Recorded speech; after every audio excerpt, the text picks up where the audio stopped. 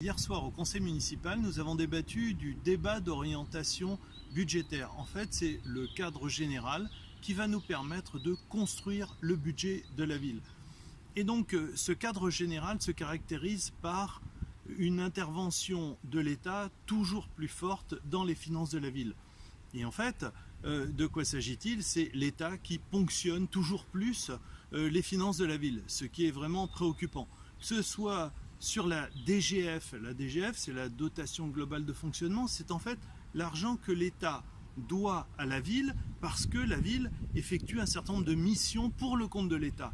Et bien, pour vous donner un ordre de grandeur, chaque année, c'est toujours plus de ponctions. Là, en 2012, c'était 349 € qui étaient versés à l'État par habitant. Et bien là, on est tombé à 99 € par habitant cette année.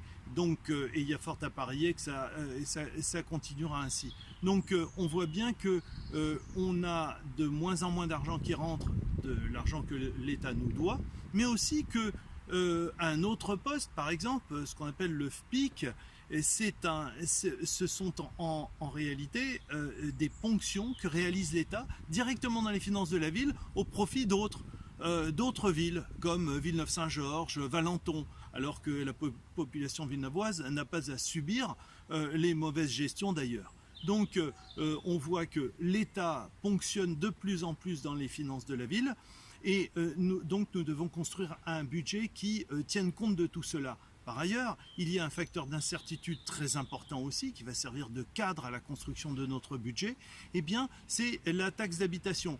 Donc le gouvernement a dit qu'il allait supprimer la taxe d'habitation, très bien, mais alors comment remplacer, qui va payer? Qui va payer ces 7 millions d'euros qui sont absolument nécessaires au fonctionnement de la ville? Donc on voit bien tous ces éléments d'incertitude côté État. Mais pas seulement État, il y a aussi le fameux millefeuille administratif. On a rajouté plusieurs couches qui viennent se superposer et fatalement impacter les finances de la ville.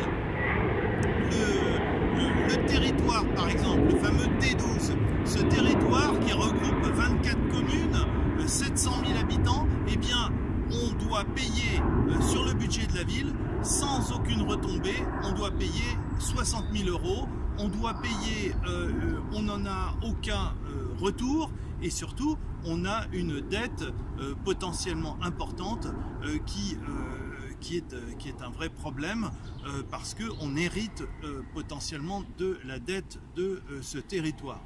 Donc on a certains facteurs d'inquiétude. Mais pour autant, nous maintenons nos engagements. Nos engagements, ils sont de deux ordres.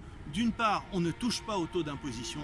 Donc, nous allons construire un budget qui ne touche pas au taux d'imposition. Donc, pas davantage de ponction, pas d'atteinte supplémentaire au budget des Villeneuvois et à leur pouvoir d'achat. Et par ailleurs, nous ne touchons pas non plus à la dette. La ville est très peu endettée et donc nous, au milieu de ces deux facteurs, eh bien, nous devons construire un budget qui réponde au mieux aux attentes des Villeneuvois en termes d'investissement, de réalisation. Et pour ce faire, j'aurai l'occasion ultérieurement de revenir sur une liste assez longue d'investissements que nous pratiquons de manière pluriannuelle avec une certaine visibilité.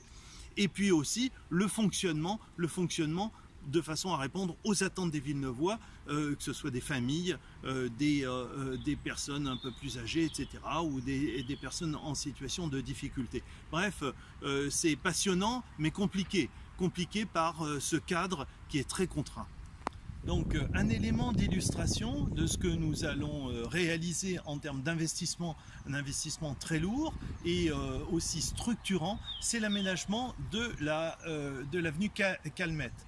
Donc l'avenue Calmette entre la place Soupeau et la place des Frères Lumière va être complètement rénovée, réhabilitée. Et qu'allons-nous faire? On va commencer par la partie en face de la piscine. En face de la piscine, on va reprendre tout l'assainissement qui en a grandement besoin. Mais on va, du coup, puisqu'on ouvre tout, on va en profiter pour faire tout l'enfouissement des réseaux, comme ça doit être fait. Donc on remet tout aux normes et bien sûr un tapis pour absorber le flux routier. Nous allons aussi réaliser des espaces verts de façon à ce qu'on puisse lutter contre les îlots de chaleur. Et ça, c'est travailler pour l'avenir. Travailler pour l'avenir parce que ainsi, on arrive à gagner entre 6 et 8 degrés lorsque la nature est réintroduite en ville. Et donc à chaque projet sur notre ville, eh bien, on travaille ce volet-là. L'avenue Calmette est un espace sur lequel nous pouvons justement implanter de nouveaux sujets, essayer de varier, puisque là aujourd'hui on a des alignements de marronniers qui sont en fin de vie, et donc on va pouvoir les remplacer par 3 essences différentes, de façon à réintroduire cette nature en ville avec des buissons, de façon à ce qu'on puisse retrouver une nature plus complète.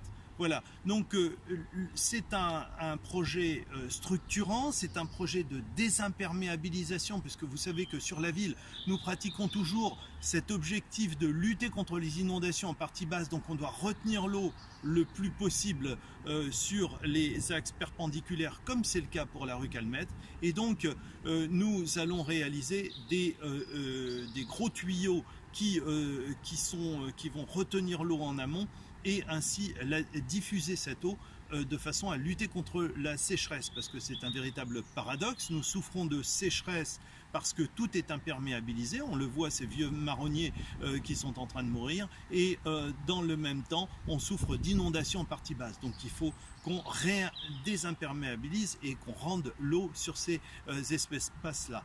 C'est un projet très important qui va mobiliser l'ensemble des services techniques, et on en a pour 2 millions d'euros pour la totalité. La première tranche va commencer pas plus tard que demain, où nous allons, sur lundi, mardi, en tout début de semaine, lancer les opérations successivement. On va en avoir en gros jusqu'au mois de juin pour la première tranche, et puis pour la seconde tranche jusqu'au mois de novembre. C'est un chantier absolument considérable, très structurant, et qui va contribuer à embellir notre ville, et aussi valoriser le patrimoine des riverains, qui est un objectif clair de la ville. Voilà pour pendant la phase travaux, bien sûr, cet axe sera circulant, c'est-à-dire par demi-chaussée. On pourra ainsi, sur la base d'un sens unique, continuer à desservir les pavillons qui se trouvent limitrophes. La ville vient d'adhérer à une association qui s'appelle Un pont pour l'avenir. Cette association a vocation à soutenir la réalisation d'un pont supplémentaire sur la Seine. Les Villeneuvois savent bien qu'aujourd'hui nous souffrons d'un engorgement du pont de Villeneuve-Saint-Georges, qui est une véritable catastrophe aux heures de pointe, engendrant de nombreux retards, mais aussi une embolie pour tout l'axe Le Foll-République et les quartiers qui sont proches du pont et qui sont complètement saturés de voitures.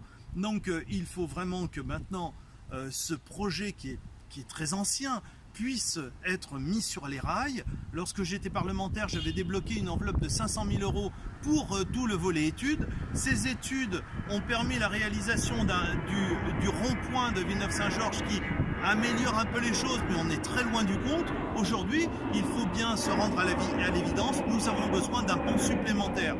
Le lieu exact, c'est affaire de spécialistes, mais quoi qu'il en soit, nous les Villeneuvois, nous avons besoin d'un pont supplémentaire pour désengorger notre ville et ainsi préparer l'avenir.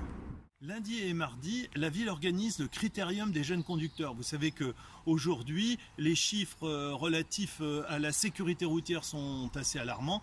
C'est la raison pour laquelle nous avons décidé d'organiser ce critérium pour sensibiliser nos jeunes aux bonnes pratiques et aux dangers de la route. Donc on les regroupe sur le gymnase Daniel Ferry. Là, ils seront rejoints par les enfants d'Ablon d'ailleurs, et au bout du compte, c'est 120 jeunes qui vont être en contact avec des véhicules, des bonnes pratiques, ce qu'il faut faire de façon à ce qu'on puisse sécuriser le mieux possible et appréhender les dangers de la route. Voilà, c'est un projet qui est conduit par le service jeunesse, et la ville apporte bien sûr tout son soutien.